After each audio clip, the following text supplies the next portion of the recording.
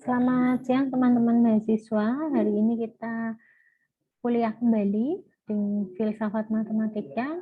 Hari ini kita akan melanjutkan presentasi. Siapa yang hari ini bertugas, Mbak Meli?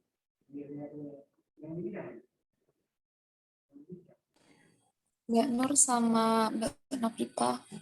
Mbak Nur dan Mbak Novita. Mbak Nur sudah siap, Mbak Nur? Mbak Nur, halo. Itu sama. Mbak Nur belum on cam ya, bisa dinyalakan videonya. Teman-teman juga ini ya, sama kuliah siap-siap buku ya nak ya, biar bisa sambil menyimak sekaligus bisa melihat.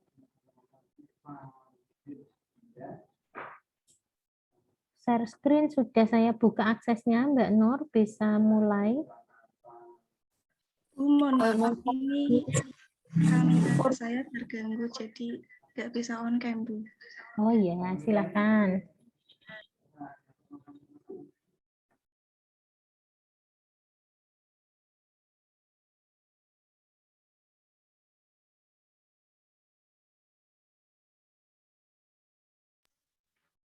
Untuk yang bertugas itu saya dulu atau Mbak Novita, Bu? Sesuai urutan, Mbak. Mbak Novita dulu, Bu. Oke, Mbak Novita silakan.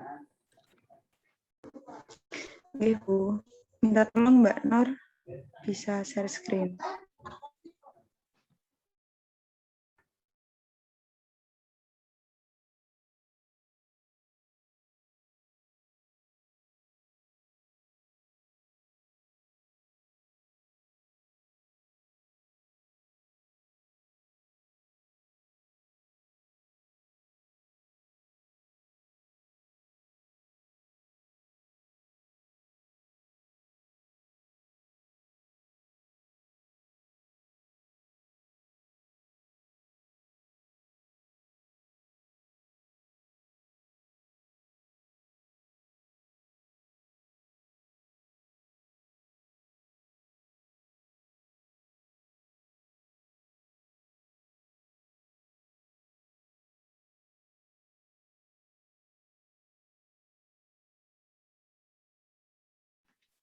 Mohon maaf, apakah sudah terlihat, Mbak?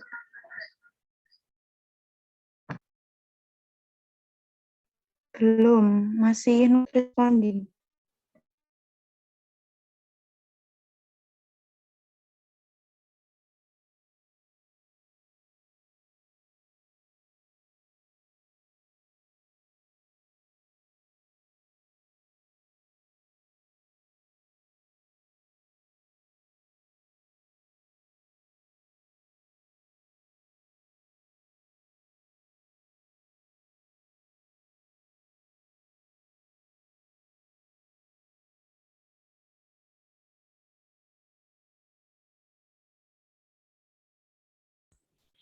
Di ini dulu apa namanya? Stop slideshow dulu, Mbak.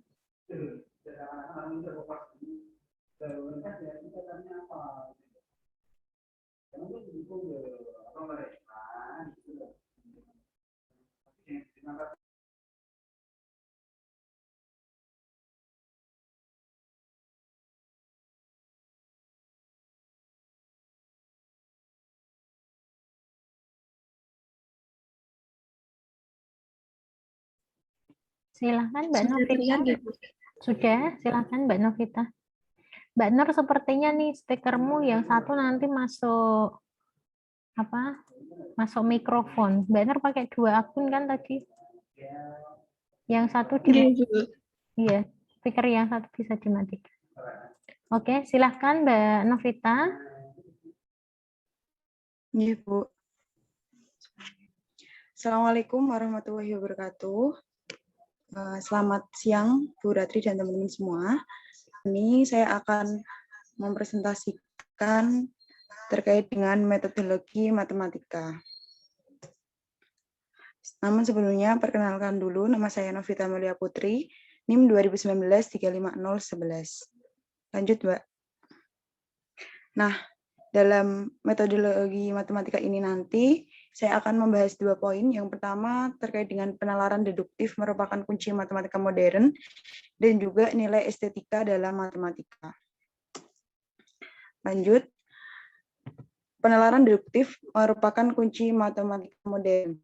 Penalaran adalah proses berpikir yang bertolak dari pengamatan indera yang menghasilkan sejumlah konsep dan pengertian. Menalar terbentuk berdasarkan pengamatan yang sejenis sehingga membentuk proporsi sejenis berdasarkan sejumlah proporsi yang diketahui atau dianggap benar. Orang menyimpulkan sebuah proporsi baru yang sebelumnya tidak diketahui. Dalam penalaran, proporsi yang dijadikan dasar penyimpulan disebut dengan premis, dan hasil kesimpulannya disebut dengan konklusi. Hubungan antara premis dan konklusi disebut konsekuensi. Lanjut, sebagai suatu kegiatan berpikir, penalaran memiliki 2 ciri. Yang pertama, proses berpikir logis, di mana berpikir logis diartikan sebagai kegiatan berpikir menurut pola tertentu atau dengan kata lain menurut logika tertentu. Kemudian ciri keduanya adalah sifat analitik dari proses berpikirnya. Sifat analitik ini merupakan konsekuensi dari adanya suatu pola pikir tertentu. Pengetahuan yang dipergunakan dalam penalaran pada dasarnya bersumber pada rasio atau fakta. Mereka yang berpendapat bahwa rasio adalah sumber kebenaran mengembangkan paham rasionalisme, sedangkan mereka yang menyatakan bahwa fakta yang tertangkap lewat pengalaman manusia merupakan sumber kebenaran mengembangkan paham empirisme. Lanjut. Dedukasi berasal dari bahasa Inggris deduction yang berarti penarikan kesimpulan dari keadaan-keadaan yang umum atau lawan dari induksi. Dedukasi juga merupakan cara berpikir di mana dari pernyataan yang bersifat umum ditarik kesimpulan yang bersifat khusus. Penarikan kesimpulan secara deduktif biasanya mempergunakan pola berpikir yang dinamakan silogismus.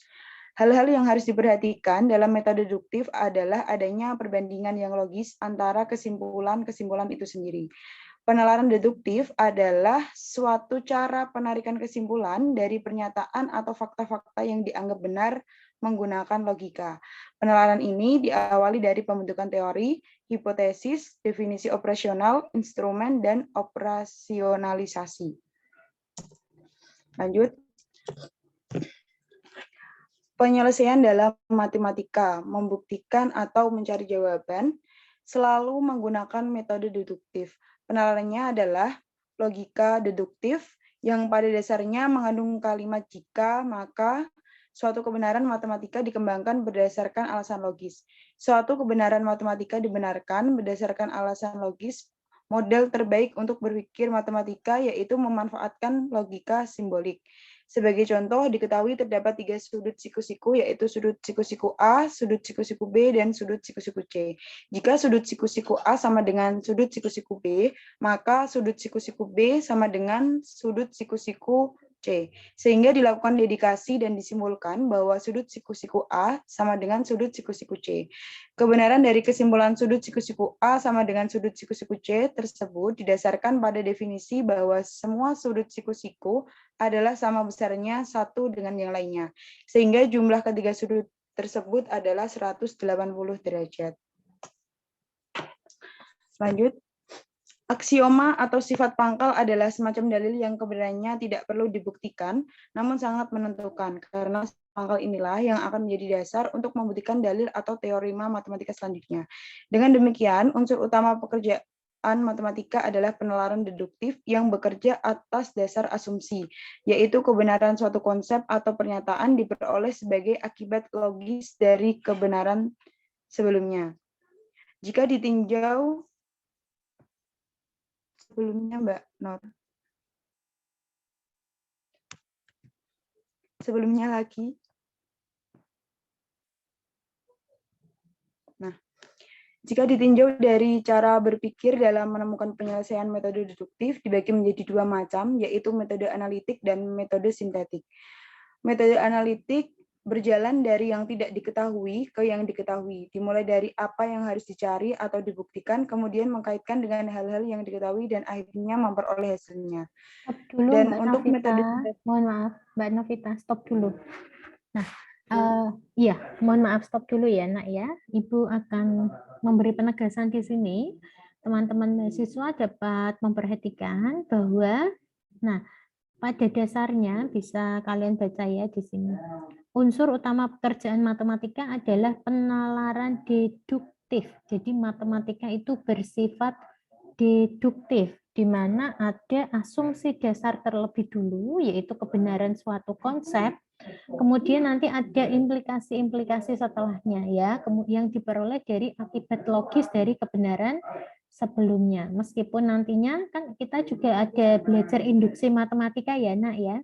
Tetapi kalian perlu tahu ya, matematika itu tadi Ibu ulangi, unsur pekerjaan utama matematika adalah penalaran deduktif. Jadi ilmu berkembangnya dari deduktif, bukan dari ada contoh-contoh baru digeneralisasi, tidak, tetapi ada teorinya dulu, ya secara umum dulu, baru nanti dia ke hal-hal yang bersifat khusus seperti itu, ya. Kemudian nih sudah ditulisan Mbak Novita di sini bahwa cara berpikir di dalam menemukan penyelesaian deduktif itu ada dua. Yang pertama analitik, yang kedua sintetik. Nah, analitik itu apa? Yang metode yang berjalan dari yang tidak diketahui ke yang diketahui. Ya.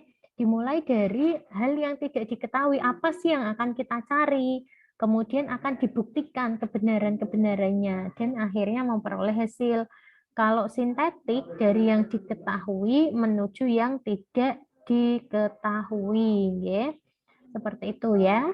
Jadi kenapa tadi Ibu pause dulu, mohon maaf ya Mbak Novita ya. Jadi ada penekanan itu, ya.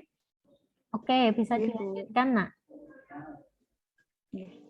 Kan selanjutnya saja, Mbak Nur.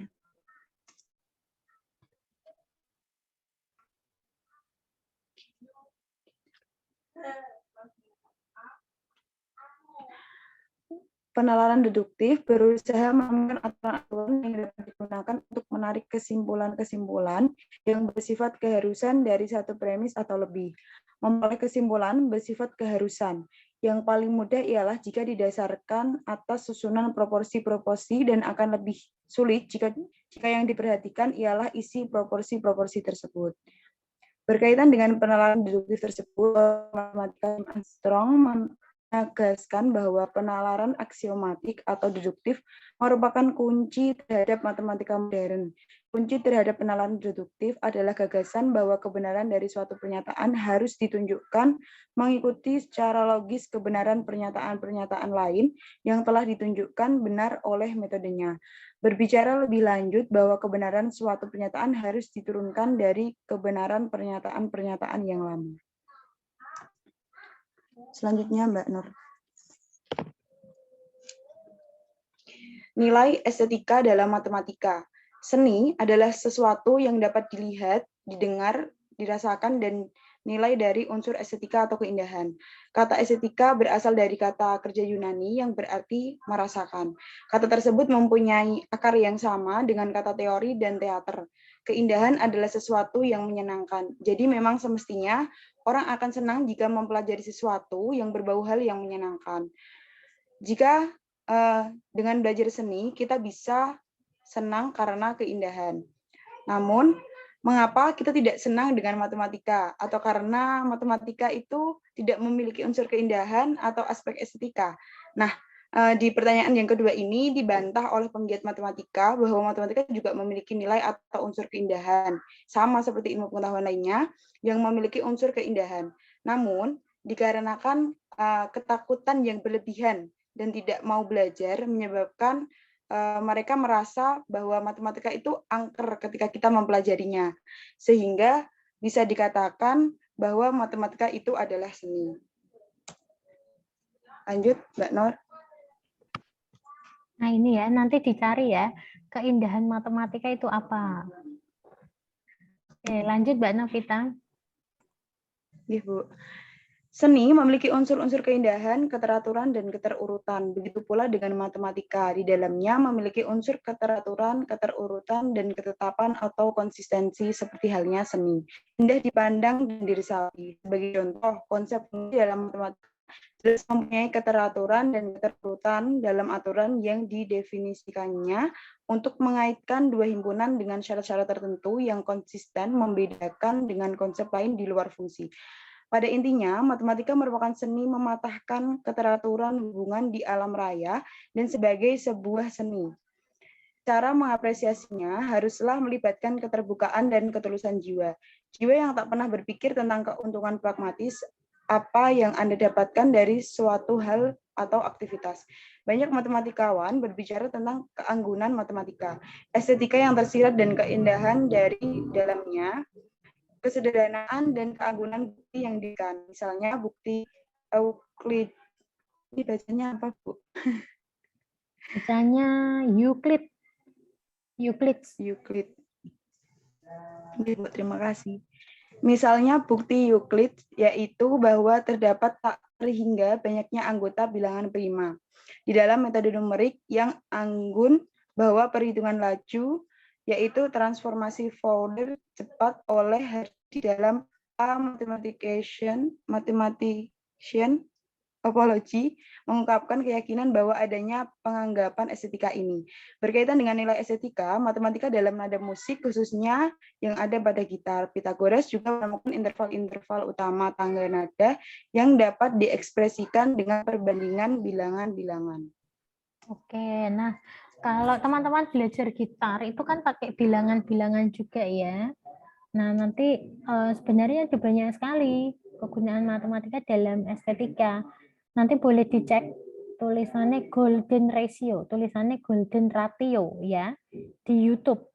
Nah, itu menceritakan keindahan matematika itu. Ternyata di alam ini Tuhan menciptakan hampir semuanya. Nah, itu pakai golden ratio, tubuh kita itu pakai golden ratio. Rasio kan pakai matematika ya, perbandingan. Nah, jadi perbandingan keindahan itu ada berapa? Nanti teman-teman bisa lihat. Coba saya ketik ya di kolom chat. Nah, golden ratio. Kalian kata kuncinya itu cek di YouTube. Tetapi kalau di YouTube pun nanti lihatnya ya, jangan sekarang ya. Oke, lanjut Mbak Novita. Iya, Bu. Lanjut, Mbak Nur, slide-nya.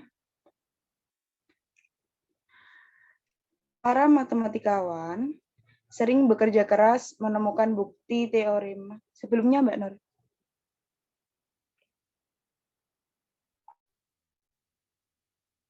Para matematikawan sering bekerja keras menemukan bukti teorema yang anggun secara khusus. Kemudian, estetika matematika juga bisa disebut matematika rekreasi, pengalaman dalam mempelajari dan memahami matematika. Rekreasi dapat diartikan keadaan ketika seseorang sedang menikmati suatu hal. Salah satunya keindahan, ia akan merasa senang karenanya. Kepopuleran matematika rekreasi adalah isyarat lain bahwa kegembiraan banyak dijumpai ketika seseorang mampu memecahkan soal-soal matematika. Nilai matematika juga mempengaruhi emosi jiwa seseorang berdasarkan pengalamannya ketika dia menggeluti bidang matematika. Pengalaman estetika dalam matematika merupakan hasil dari pengalaman-pengalaman perseptual, biasanya bersifat visual, terlihat, atau auditori, terdengar, ketika diucapkan dengan lagu-lagu, walaupun tidak terbatas pada kedua bidang tersebut. Next, Mbak Nur. Nah, Sujadi menanamkan pesan bahwa matematika itu pelajaran yang tidak sulit. Untuk lebih jelasnya, kita bisa melihat gambar di bawah ya. Ini ada gambar susunan segitiga Pascal. Kemudian ditunjukkan pada gambar segitiga Pascal terdapat beberapa konsep matematika yang sangat menarik, yaitu ketika kita dapat menentukan koefisien urutan dari A ditambah B pangkat N. Kemudian dari poin nomor A membentuk suatu barisan Fibonacci apabila susunan angka-angka itu dijumlahkan secara bermiringan sesuai dengan anak panah pada gambar di samping. Kemudian dari penjelasan nomor B, jika angka-angka tersebut disusun, maka susunan angka-angka tersebut menunjukkan sebuah bilangan 11 pangkat N, di mana N adalah bilangan cacah. Penyajian segitiga Pascal merupakan konstruksi dan atraksi dari sebagian rangkaian bilangan dalam matematika, memberikan nuansa keindahan tersendiri dalam memahami lebih dalam bilangan dalam matematika. Lanjut, Mbak Nur.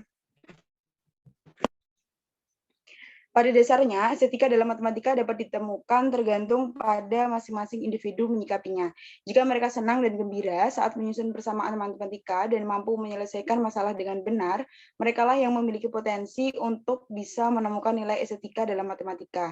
Tidak hanya itu, mereka juga harus selalu ingin berhubungan dengan hal-hal berbau matematika, sehingga matematika mereka jadikan sarana rekreasi demi tercapai kesenangan dan kegembiraan. Lanjut, Mbak Nur. Ya, terima kasih. Mungkin itu sedikit pemaparan dari saya. Kurang lebihnya saya mohon maaf. Oke, tadi Assalamualaikum. Waalaikumsalam warahmatullahi wabarakatuh. Terima kasih Mbak Novita yang sudah menjelaskan tadi ya. Ada penalaran deduktif di dalam matematika serta keindahan di dalam matematika. Tadi sudah dijelaskan dari Mbak Novita, ternyata matematika itu indah. Nah, cobalah nanti bawa keindahan ini kepada murid-murid kita, semuanya guys, siswa kita, sehingga mereka pun bisa merasakan keindahan. Nah, nanti bisa mengecek ya, teman-teman. Ternyata matematika itu banyak sekali keindahannya dan ternyata ada loh di kehidupan nyata, tidak hanya dari gambar-gambar grafik yang sudah kita buat, tidak gitu nggih. Coba saya share screen dulu.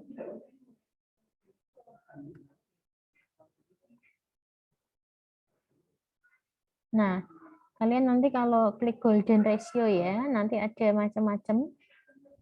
Kalau enggak, yang bagus ini yang bahasa Inggris. Tapi kalau teman-teman enggak atau kurang bisa berbahasa Inggris, bisa diklik ininya, translate-nya kan ada.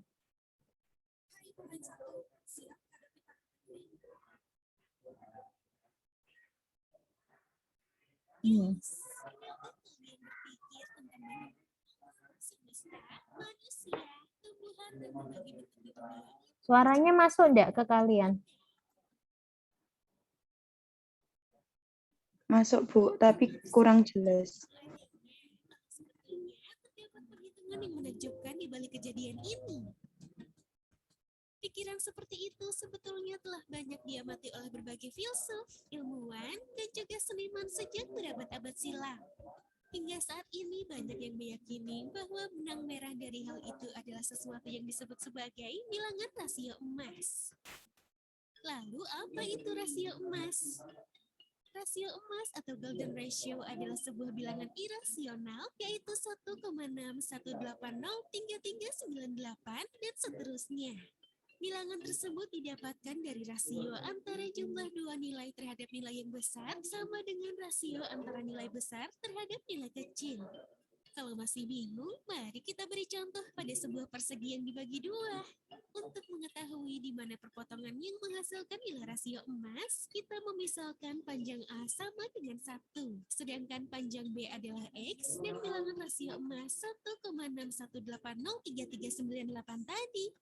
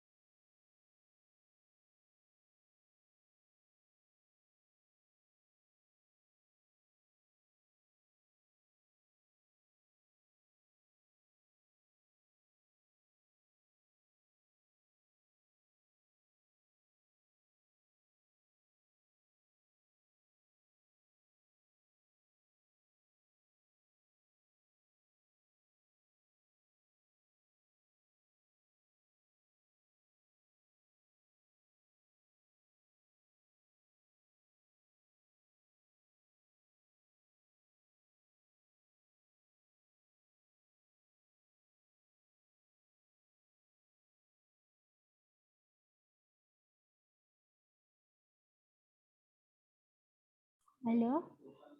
Tadi sudah dilihat ya. Nah, itu salah satu contohnya dari golden ratio. Jadi ternyata tadi sudah dibahas oleh Mbak Novita mengenai bilangan Fibonacci ya. Ternyata bilangan Fibonacci-nya bisa dibandingkan kemudian sampai dapat golden ratio. Tadi ada yang belum disampaikan di video itu bahwa ternyata jarak Mekah terhadap kutub utara dan kutub selatan kemudian dibandingkan dengan garis lintangnya itu ada pakainya golden ratio.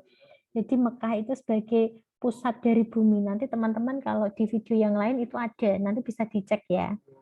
Nah, ternyata kan matematika itu kan indah. Ternyata alam semesta itu dibuat berdasarkan golden ratio. Nah, ini juga menjadi pertanyaan menarik. Apakah Tuhan itu seorang matematikawan juga? Jangan-jangan.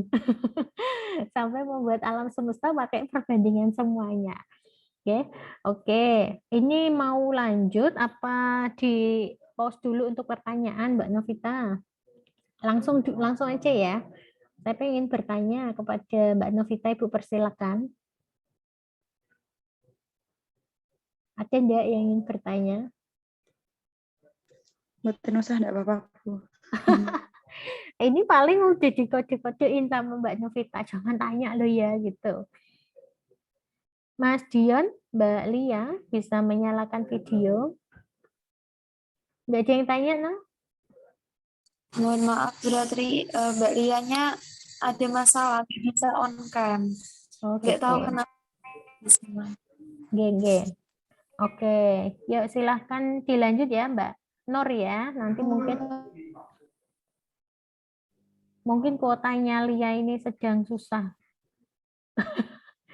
Sinyalnya jelek kayak bisa masuk. Yuk. Gimana? Maaf Bu Retri. Maaf, berarti izin. Soalnya kameranya nggak bisa dihidupin, nggak, Bu? Oh iya, iya. Oke, silakan Mbak Nur bisa share screen. Bu Retri, saya izin off cam nggih, karena kameranya masih belum bisa. Iya, iya. Silakan, Nak.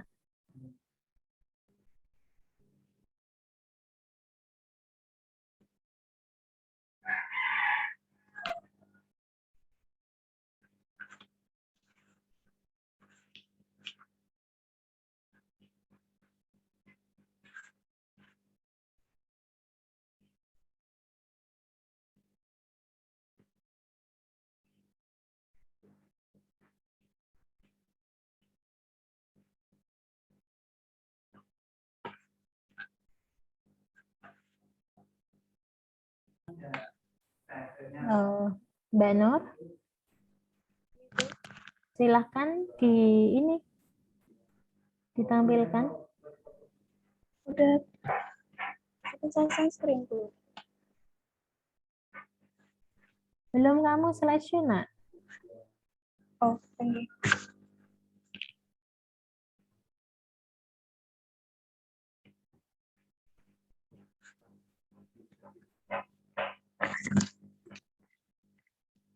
Assalamualaikum warahmatullahi wabarakatuh. Selamat siang dan salam sejahtera bagi kita semua. Yang saya hormati Ibu Ratri Rahayu, SPD MPD, selaku dosen pengampu, dan teman-teman yang saya banggakan. Perkenalkan, saya Nur Hasanah, NIM 2019-35015. Di sini saya akan mempresentasikan materi filsafat ilmu mengenai keteraturan dalam alam semesta dan matematika dari berbagai sudut pandang. Pokok pembahasan yang pertama akan saya jelaskan mengenai keteraturan dalam alam semesta. Alam semesta atau universe merupakan suatu alam yang begitu indah dan kompleks, terdiri dari berjuta-juta galaksi, planet, bintang, matahari, meteor, dan benda-benda langit lainnya. Bumi tempat manusia hidup saat ini merupakan bagian dari jagat raya itu. Manusia hidup di dunia ini tidak terlepas dari keteraturan, tata keteraturan yang berjalan dengan norma-norma dan hukum alam itu sendiri atau sunatullah, dan ini memungkinkan bagi manusia untuk memprediksi dan mengatur kehidupannya sesuai dengan apa yang diperbuat olehnya selama dia melakukan aktivitas kehidupannya. Coba bayangkan, jika seandainya kehidupan di dunia ini ibarat kehidupan yang diatur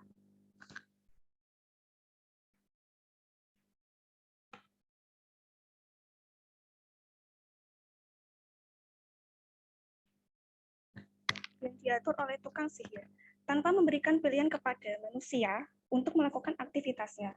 Seorang tukang sihir yang sedang melakukan eksperimen dengan kehendak yang ada di dalam pikirannya, mana mungkin hanya dengan mengayunkan tongkat dan membaca mantra simsalabim dari 3/3 anak ayam, maka bisa menjadi 100 ekor ayam.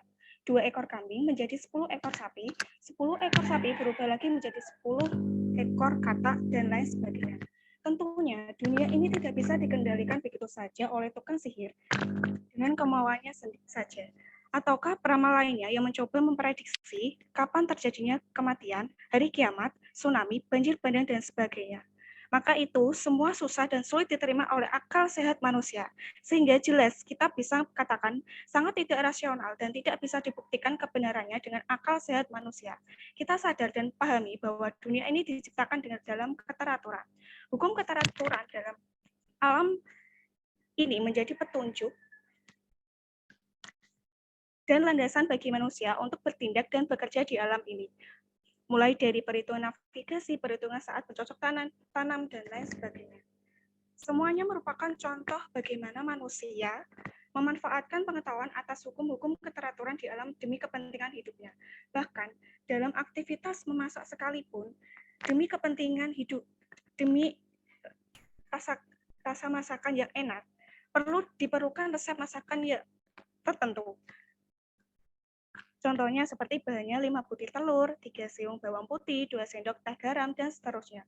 Cobalah ganti angka-angka tersebut sesuka hati Anda, atau coba rasakan apakah ada perbedaan setiap dari kombinasi dari angka berbeda tersebut. Tentu rasakan yang dihasilkan tidak sedap ketika kita mencicipinya. Kita harus memandang bahwa alam semesta sebagai sesuatu yang tunduk pada hukum-hukum keteraturan yang sesungguhnya bisa digunakan oleh manusia demi kepentingannya. Filsafat matematika tidak akan pernah kita pahami sepanjang kita masih memandang alam raya ini sebagai sesuatu yang berjalan secara sewenang-wenang belaka, di mana manusia tidak berdaya di hadapannya. Dunia matematika sesungguhnya merupakan kerja manusia. Filsafat matematika sesungguhnya merupakan kerja manusia untuk memahami menggunakan hukum-hukum keteraturan yang berlaku di alam raya dan memanfaatkan untuk memilih dan mengatur cara manusia menjalankan kehidupannya. Yes, pause dulu Mbak Nur, kembali lagi ke yang tadi nak. Ke slide sebelumnya. Nah, di sini ya. Jadi alam semesta itu bekerja itu secara teratur, nggih. Coba bayangkan kalau kenapa sih ada siang dan malam? Kenapa matahari itu berputar kok secara teratur? Kok enggak hanya misalkan hari ini berputarnya tidak 24 jam, nggih. Maunya 6 jam aja, besok 10 jam, besok lagi 20 jam. Nah, bayangkan jika tidak teratur seperti itu. Ya kan? Coba bayangkan ketika lintasan dari planet-planet itu tidak teratur ketika mengelilingi matahari. Tentunya kan tidak ada kehidupan yang seperti kita jalani hari ini, nggih.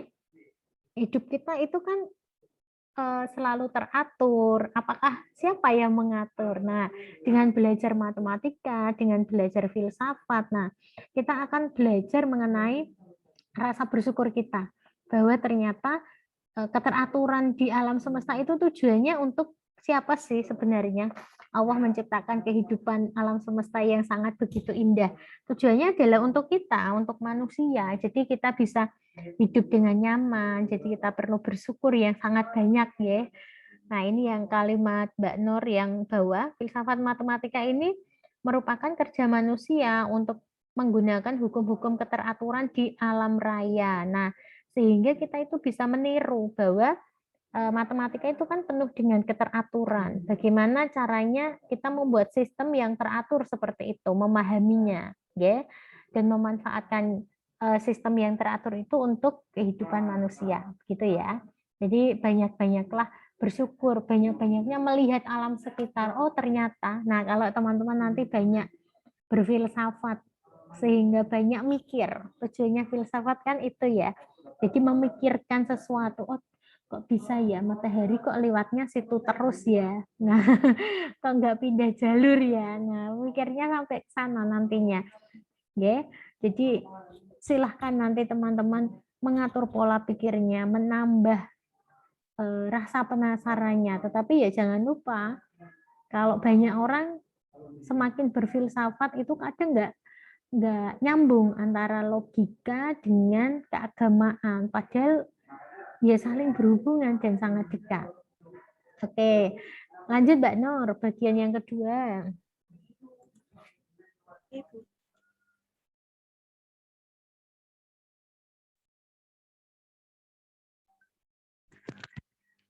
Selanjutnya yaitu matematika dari berbagai sudut pandang.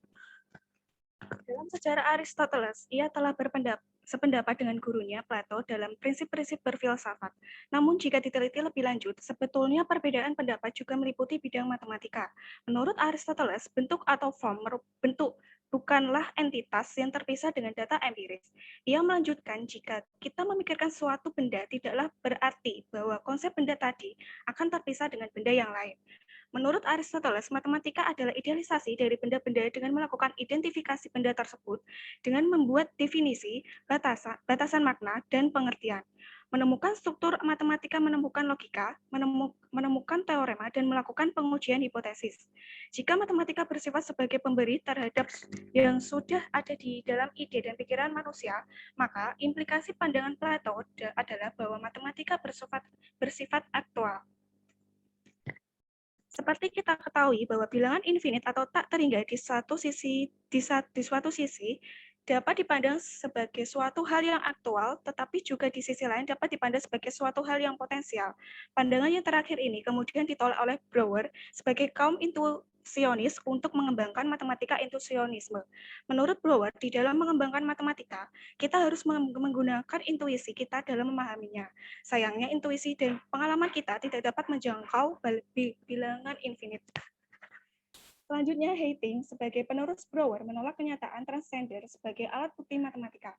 Menurutnya, bilangan infinite merupakan salah satu kenyataan transcender. Abstraksi adalah suatu nilai terhadap konkret, formal, suatu nilai terhadap informal, objektif terhadap subjektif, pembenaran terhadap penemuan, rasionalitas terhadap intuisi, teori terhadap emosi, hal-hal umum terhadap hal-hal khusus, dan seterusnya.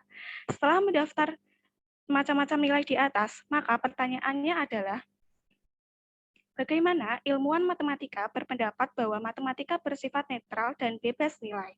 Jawaban dari kaum absolutis adalah bahwa nilai yang mereka maksud adalah nilai yang melekat pada diri mereka yang berupa kultur.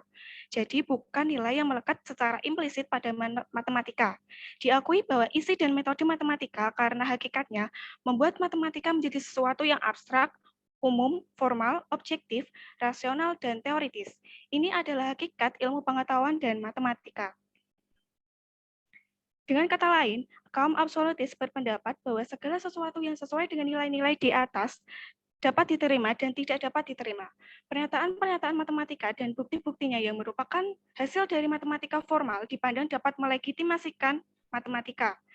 Sementara penemuan-penemuan matematika, hasil kerja para matematikawan dan proses yang bersifat informal dipandang tidak demikian.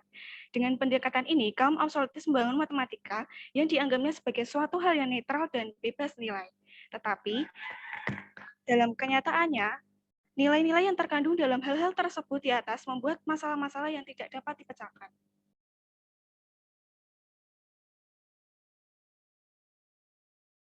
Hal ini disebabkan karena mendasarkan pada hal-hal yang bersifat formal saja hanya dapat menjangkau pada pembahasan bagian luar dari matematika itu sendiri. Jika mereka berkehendak menerima kritik yang ada, sebetulnya pandangan mereka tentang matematika yang netral dan bebas nilai juga merupakan suatu nilai yang melekat pada diri mereka dan sulit untuk dilihatnya.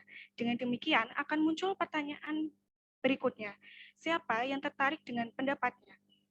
Jawaban dari kaum Inggris dan negara-negara Barat pada umumnya diperintah oleh kaum laki-laki berkulit putih dan dari kelas atas. Keadaan demikian mempengaruhi struktur sosial para matematisi di kampus-kampus universitas yang kebanyakan didominasi oleh mereka. Oleh karena itu, agak janggal kiranya bahwa matematika bersifat netral dan bebas nilai, sementara matematika telah menjadi alat suatu kelompok sosial.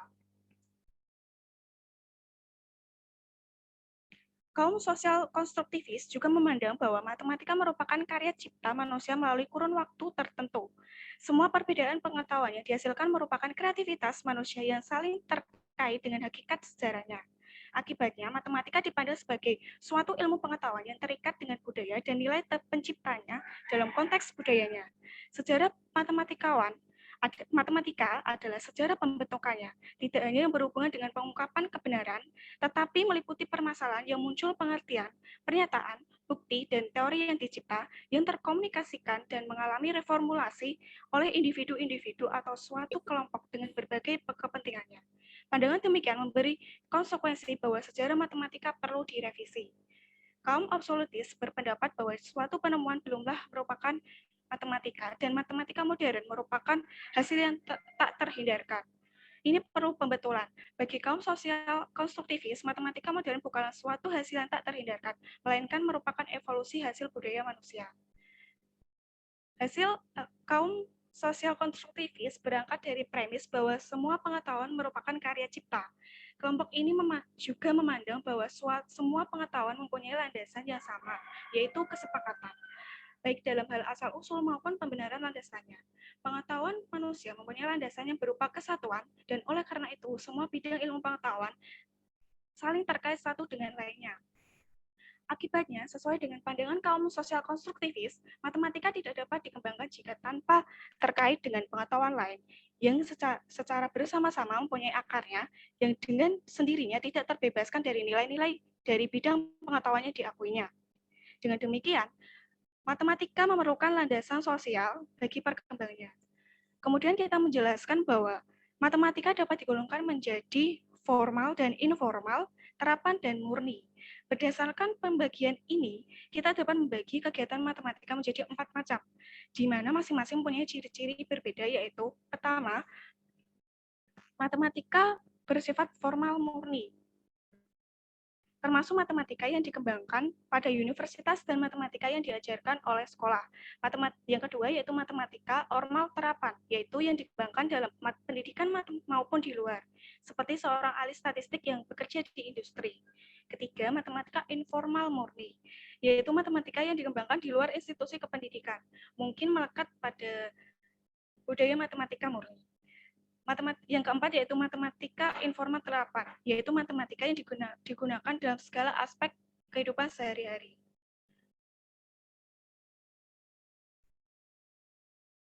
Joling mengembangkan berbagai macam konteks kegiatan matematika. Dia membagi satu dimensi model menjadi 4 macam, yaitu production atau kreativitas, reconstruction, pandangan guru dan dasar-dasar kependidikan, reproduction, kegiatan di kelas, operationalization, penggunaan matematika.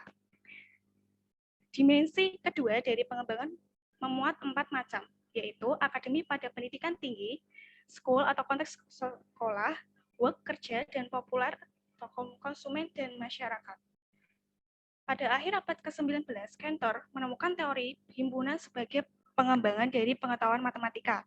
Di dalam pengembangan teori himpunan tersebut, Cantor menghadapi persoalan paradoks matematika yang menambah panjang deretan krisis di dalam fondasi matematika. Kemudian pada awal abad ke-20, karya besar telah dicapai oleh para filsuf dan matematikawan dengan diletakkannya logika sebagai fondamen matematika.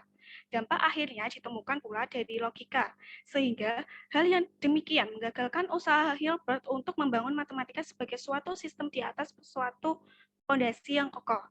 Kemudian muridnya sendiri, Kurt Gödel, yang berhasil menyimpulkan bahwa jika sistem matematika bersifat lengkap, maka dia pasti tidak konsisten. Dan jika sistem matematika konsisten, maka dia tidak akan bisa lengkap. Era filsafat kontemporer dan modern telah mendorong para filsuf dan matematikawan untuk melihat pernyataan bahwa matematika bersifat multifaset. Sekian presentasi yang dapat saya sampaikan. Kurang lebihnya saya mohon maaf. Terima kasih atas perhatiannya. Wassalamualaikum warahmatullahi wabarakatuh. Waalaikumsalam warahmatullahi wabarakatuh. Terima kasih kepada Mbak Nur yang sudah mempresentasikan. Ada pertanyaan nggak dari teman-teman mahasiswa untuk Mbak Nur? Assalamualaikum Bu Ratri dan teman-teman. Waalaikumsalam warahmatullahi Ya, wabarakatuh. Siska Irma, NIM 2019-35028. Saya izin bertanya kepada Mbak Nur, Bu. Oke, silakan, Mbak. Apakah matematika itu dapat dikembangkan tanpa pengetahuan lainnya? Terima kasih.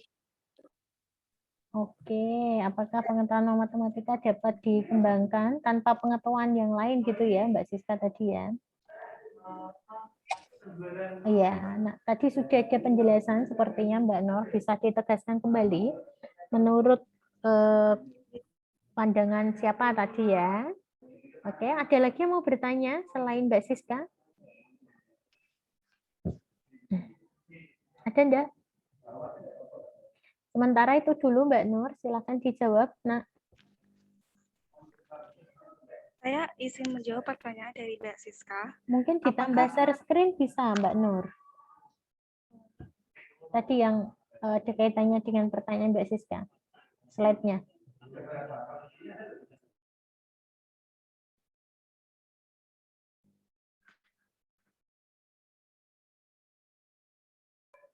Yang bagian yang ditanyakan Mbak Siska aja.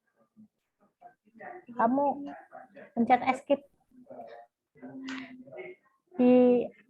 Tidak usah slideshow dulu, Nak.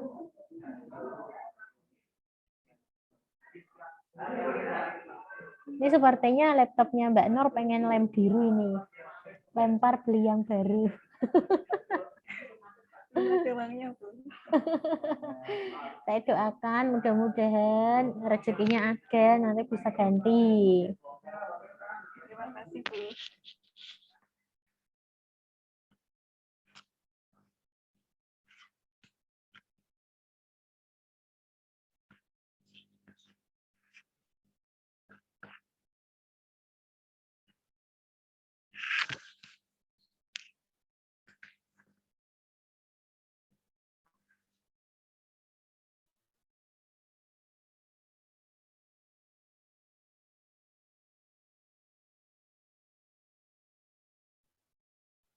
Itu sepertinya saya jelaskan, Bu, nggak ada yang di PPT.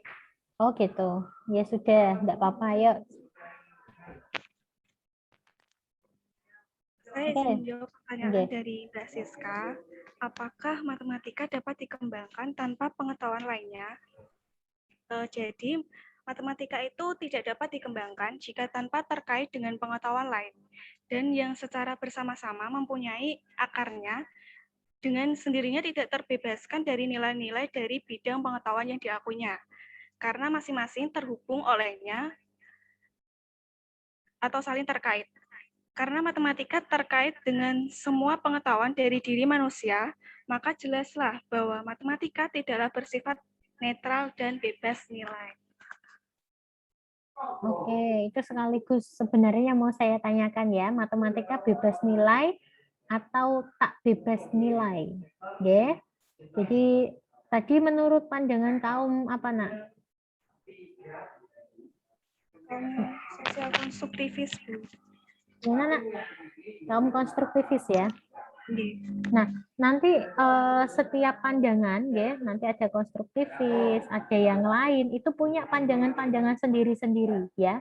Jadi Mbak, khusus untuk Mbak Siska tadi, jawaban yang disampaikan oleh Mbak Nur tadi yang untuk pandangan dari konstruktivis ya. Oke, kalau konstruktivis matematika tidak bisa berkembang tanpa adanya ilmu yang lain, gitu nggih. Tadi sudah dijelaskan lumayan panjang, mungkin nanti bisa ditambah dengan membaca sendiri ya. Jadi matematika itu butuh ilmu yang lain karena matematika kan mendasari. Mohon maaf, matematika itu tidak bisa berkembang sendiri tanpa adanya ilmu yang lain karena matematika kan mendasari ilmu-ilmu yang lain, sehingga jika ilmu yang lain berkembang maka juga akan mengembangkan matematika, gitu nggih. Kemudian tadi coba Ibu tanya ya, tadi sebenarnya sudah disampaikan tetapi ingin saya tegaskan. Apakah matematika bebas nilai atau matematika itu tidak bebas nilai? Nah, teman-teman boleh mencatat pertanyaannya. Nanti dijawab di Sunan ya, tetapi kita dibantu dulu oleh Mbak Nur. Bisa dibantu jawab Mbak Nur? bebas nilai atau tak bebas nilai, Mbak Nur?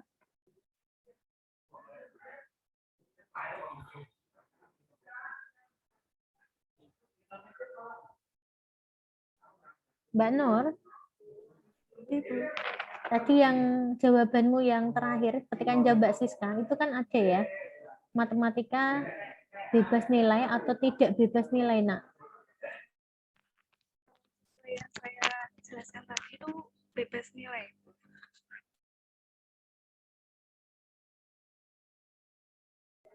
Gimana, nak? Matematika bebas nilai ya? Bebas nilai.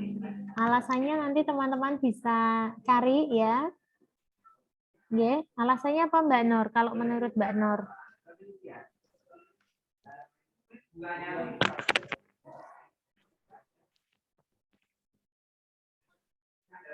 Belum nemu? Nah, nanti kita cari. Ini menurut kaum absolutis, Bu.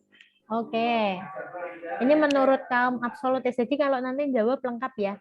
Jadi apakah menurut absolutis atau menurut konstruktivis gitu nggih. Karena mereka punya pandangan yang beda-beda. Oke, silakan dijawab menurut absolutis bagaimana, Nak?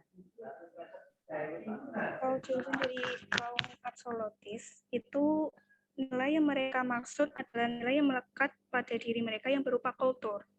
Yang dimaksud matematika netral bebas nilai itu, Bu. Jadi bukan nilai yang melekat pada implisit pada matematika. Oke, jadi nilainya ada di kultur ya.